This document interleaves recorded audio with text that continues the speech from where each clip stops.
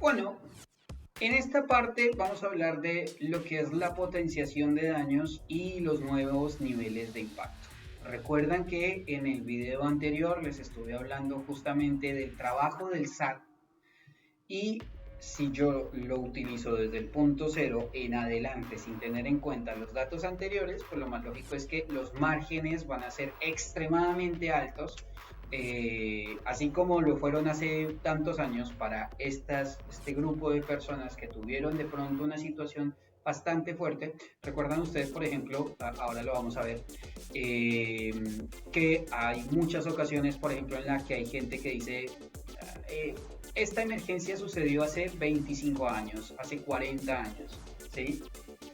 Llovió tanto como hace tanto tiempo. Bueno, justamente esa información cíclica o esa frecuencia como tal nos va a servir a nosotros para potenciar los daños, para potenciar las emergencias, para potenciar los riesgos, para potenciar los gastos, para potenciar absolutamente todo.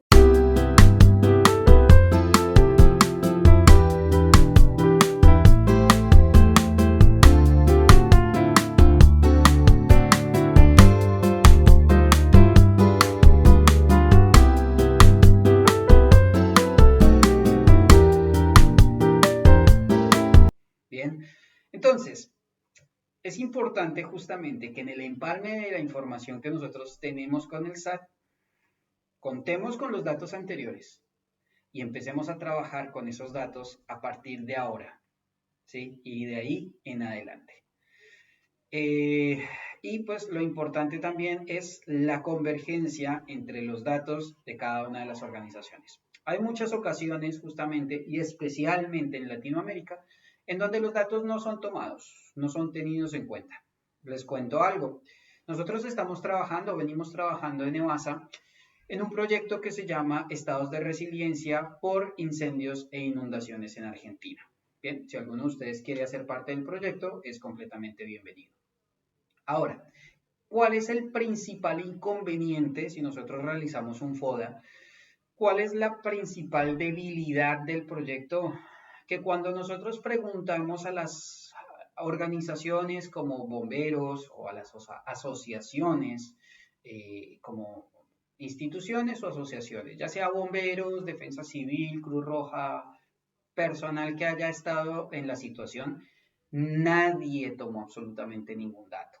Nadie sabe específicamente qué fue lo que sucedió. Es más, los datos cuando nosotros se los preguntamos de pronto a alguna de las instituciones, pues lo primero que nos dicen es, ustedes, ¿quiénes son para pedirnos estos datos? Entonces, cuando por más que nos aliemos con diferentes otras instituciones y demás, y ellos tengan la obligación, entre comillas, de darnos esos datos, nos damos cuenta que entre la maraña que sueltan y todo esto, que definitivamente o no se toman los datos o los datos fueron mal tomados, o que lo único que les interesó pues simplemente fue hacer un análisis final y salió, ¿sí?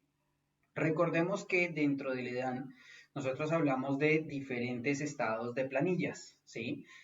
Las planillas previas, sí, que nosotros venimos trabajando en el EDAN EVASA, las planillas previas que son las que se deben tomar dentro de las evaluaciones de gestión del riesgo, ¿sí? Y esas planillas previas son el punto inicial que a mí me van a dar como el panorama de qué es lo que puede pasar, ¿bien? ¿Por qué? Porque las planillas preliminares ya se utilizan en el durante.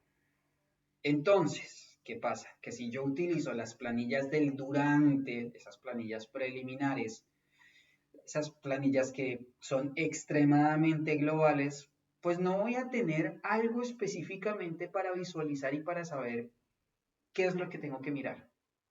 ¿Sí? Sí, daños en estructuras, sí, daños en este lugar, daños en este otro. Ahora, cuando yo realizo una evaluación previa y complemento esa información previa desarrollando planillas adecuadas para mi zona y mi región, ahí es cuando yo voy a decir, ah, ok, estos son los riesgos que tengo. Por tanto, las planillas deben ir adecuadas a esos riesgos. La iglesia catedral está muy vieja y se puede caer ante un sismo, ¿cierto? ¿Y a dónde acude comúnmente la gente después de un evento? Pues a las iglesias, a los sitios de reunión. Y si esos sitios de reunión se encuentran frágiles, pues lo más lógico es que las personas están yendo a un lugar en donde hay mayor nivel de riesgo y pueden terminar siendo afectados por una situación. Entonces, esas estructuras y esos riesgos específicos, riesgos residuales, también hablamos justamente de eso. Cuando no los estudio de forma adecuada y solamente utilizo las planillas, se dan como porque esas son las planillas adecuadas que alguien me explicó y me dijo que de pronto utilizara, sí, porque pues, tiene toda la información que necesito, qué tipo de suceso pasó, cuál es el evento principal, a qué hora, el lugar, y ya está, ¿no? Es eso lo que necesito saber. Y en realidad, pues no, vayan a operaciones y se van a dar cuenta. Bien, y aquí viene justamente la imagen o el ejemplo del cual yo les venía hablando desde hace algún tiempo. En 1993, en una ciudad X, llueven cerca de 130 milímetros a 2 horas continuas, siendo la situación más compleja de la época en materia hídrica. ¿Sí? Entonces estamos hablando que dentro de las zonas afectadas hubo la zona 1, 2, 4 y 7, esas zonas específicamente afectadas. Si no es 24, es 2 y 4. ¿Sí? ¿Por qué hablamos de zonas numeradas y no, por ejemplo, de barrios, no de comunas? Eso lo puede manejar directamente. ¿Sí? Eso depende del director en cuanto a la gestión del riesgo, del personal coordinador. Yo, por lo menos, siempre voy a recomendar utilizar zonas o cuadrantes que adicionen, por ejemplo, una cierta cantidad, por ejemplo, de barrios. Y eso lo voy a dividir por la cantidad de personal operador que tengo en cuanto al EDAN. ¿Bien? ¿Por qué? Porque si yo mando, por ejemplo, a 16, en 16 barrios de una ciudad pequeña, póngale, eh, una cantidad de personal a trabajar no va a terminar en un día, no va a terminar en 8 horas, que son los datos preliminares que yo necesito establecer. ¿Sí? En cambio, si yo lo divido directamente por zonas y en esas zonas ya tengo establecidos una serie de recorridos, por eso digo que debe existir una fase antes de la preliminar, una fase previa del evento, en donde ya se establezca justamente un recorrido, se establezca el tipo de evento, se establezca el tipo de riesgo que se corre, cuáles son los lugares específicamente de la zona que más hay que verificar de acuerdo al evento, ¿sí? No es tan fácil como decir simplemente tengo una planilla acá y voy a salir a evaluar. No, debe haber un estudio previo al evento. ¿Sí? Por eso es tan complicado el hecho de que equipos extranjeros o equipos externos lleguen de otras ciudades o foráneos, como lo dice el EDAN, lleguen de otras ciudades a realizar un EDAN previo. ¿Sí? Comúnmente los equipos foráneos llegan después de las 8 horas, cuando ya es indispensable realizar un EDAN complementario. Bien, de acuerdo justamente con la dinámica de la emergencia también. Partamos de eso. Bien, en la misma ciudad, en el año 2033, sé que se me fue un 2 por ahí, llueve 160 kilómetros, 160 milímetros, una hora continua. Tengan en cuenta los datos de 1993 y estos datos del 2000, quiero decir, 33. ¿Sí? Horas continuas, siendo la situación más compleja en la misma temporada en materia hídrica, marcando un margen nuevo. ¿Sí? Ahora, en 1993 lo más seguro es que no existía esta tecnología que tenemos hoy en día. Por tanto, lo más lógico es que la información no va a estar digitalizada. Es más, lo más seguro es que la información ni siquiera la encontremos, pero ya tenemos un margen establecido más o menos de acuerdo a los datos que nos brindan las personas, de acuerdo a los rangos que nos brindan las personas, de acuerdo a la emergencia, ¿no? Entonces, también partiendo justamente de eso, es que yo empiezo a potenciar los posibles daños o las posibles situaciones generadas por el mismo evento, especialmente cuando en materia hídrica, por ejemplo, en este caso, no se fortaleció, no se fortalecieron las estructuras pluviales, por ejemplo, ¿sí? Entonces, si 30 años una población, en una población nunca se fortalecieron las cloacas, nunca se fortaleció ninguna de las estructuras pluviales, pues lo más lógico es que todo, en el momento en el que caiga agua, va a inundarlo absolutamente todo. Lo que sucedió justamente en Dubái. Dubái es una tierra extremadamente seca, muy árida, ¿sí? En el cual, por X o Y razón, sea por siembra de nubes o porque sí o porque no, pero de todas maneras cayó una cantidad impresionante de agua para la cual Dubái no estaba lista, ¿sí?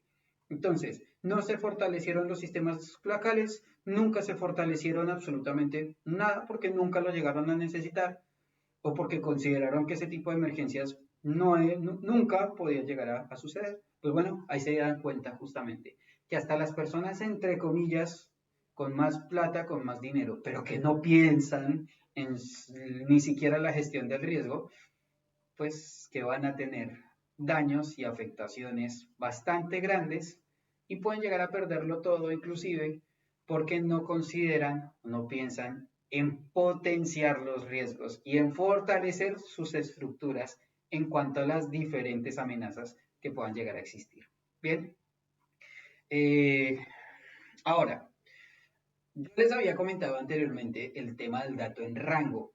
Este eh, esquema, por así decirlo, yo no se lo recomiendo tomarlo como una referencia principal, así como el de los mapas y todo esto, las planillas que tiene USAID en su, bueno, no quería decir el nombre, eh, que tienen en EDAN, ese manual de operaciones. Primero es del 2008, segundo son datos extremadamente globales. Segundo, al ser unos datos extremadamente globales, nunca va a ser como una información muy específica, o sea, nunca va a tener la información de un panorama adecuado. Bien, sin embargo, los datos en rango usted los puede establecer, ya sea de 1 a 4, de 1 a 5, de 1 a 10.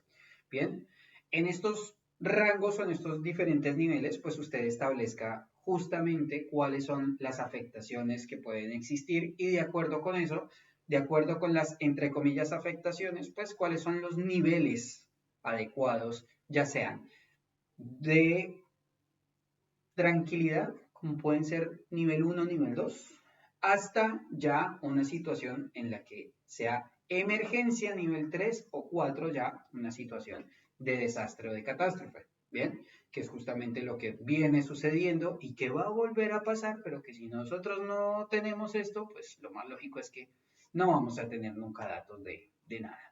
Entonces, en nivel 1, por ejemplo, el nivel del agua no supera los 20 centímetros como referencia principal, porque es que si yo le digo 20 centímetros, es muy raro de pronto llegar a poner un palito y mirar hasta dónde le llega el agua, ¿no? Entonces, como referencia principal, podríamos llegar a tomar el cuerpo humano de un adulto, ¿bien? Entonces, por eso ponemos como referencia, llegado el caso, no supera la altura de una vereda o la pantorrilla de un adulto. La altura de una vereda en Buenos Aires es de 15 a 20 centímetros. ¿Ok? Entonces, por eso justamente no supera la altura de la vereda. O sea, no sube de la vereda. El agua puede llegar de cordón a cordón, pero no supera el nivel de la vereda. Ahora, el nivel de la vereda en el nivel, perdón, el nivel del agua en el nivel 2 ya supera entre los 20 y los 40 centímetros, ¿sí? La referencia supera la altura de una vereda, ingresa el agua a las viviendas bajas y superior a la altura de la rodilla de un adulto, ¿bien? Y el nivel 3, ya el nivel del agua supera los 40 a 100 centímetros, o sea, ya está superando llegando a 1 metro y alcanza más o menos la cadera de un adulto, ¿ok? Y el nivel 4, por último, supera el 1,50 m, o sea, ya le está llegando directamente al tren superior de un adulto, pongámosle que entre 1,60, 1,70, 1,80 esté midiendo esta persona, este adulto, ¿sí? Entonces, esos pueden llegar a ser los niveles teniendo en cuenta y partiendo de datos anteriores, de una ciudad que nunca se inundó o de una zona que nunca fue normal que se inundara. Ahora, esos datos el dato supera los rangos, o sea, es superior a 1,50, ¿sí? Ya tapa directamente 1,70, 2 metros, supera esos niveles. Puedo establecer rango A, rango B, rango C. O puedo potenciar los daños. Yo siempre les recomendaría, por ejemplo, póngalo como un dato rango A en inundaciones, rango B en inundaciones, rango C en inundaciones. Con eso no se va a quedar, o sea, pues tampoco el rango C ya llegaría como a 10 metros, ¿no? Pero lo podemos, o unos 10, 5 metros, pero pues eso no significa que no puede llegar a pasar. Si se rompe una represa o algo así por el estilo, pues lo más lógico es que llegue el agua directamente hasta el techo de las casas, segundo o tercer piso de un edificio, lo que fuere. Entonces, justamente por eso les recomiendo establecer de acuerdo a las amenazas, de acuerdo a lo que puede llegar a suceder alrededor, establezca los datos en rango. Asimismo, también por zonas, porque hay zonas mucho más elevadas que otras. Entonces, si aquí se inunda 2 metros y aquí está completamente seco, y en donde se supone que mantiene seco se inundó, pues imagínese el lugar en donde se inunda comúnmente a 2 metros de profundidad, ¿sí? Y nunca se fortalecieron las estructuras fluviales ni nada de ese tipo de elementos. Por lo más lógico es que de ahí en adelante vamos a tener rangos nuevos para bailar por mucho tiempo más. Y gente, eso es todo con respecto a este corto video. Les recomiendo por favor síganos en redes para todas aquellas personas que todavía no han visto el video. Un fuerte abrazo, mil gracias y nos estamos viendo nuevamente.